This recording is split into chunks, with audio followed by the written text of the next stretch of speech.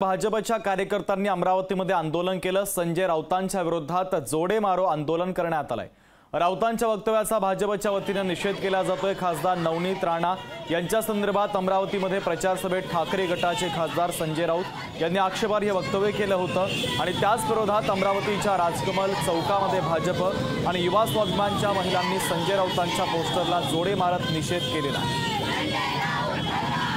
तर या आंदोलनाची दृश्य देखील आपण पाहतोय। भाजपच्या कार्यकर्त्यांनी अमरावतीमध्ये आंदोलन केलं।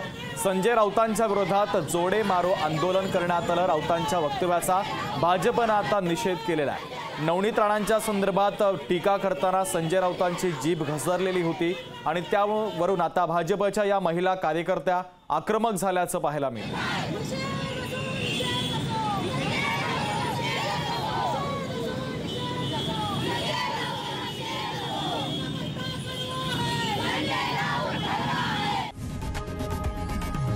लोकशाही मराठी ऐका, पहा, जागरूक रहा।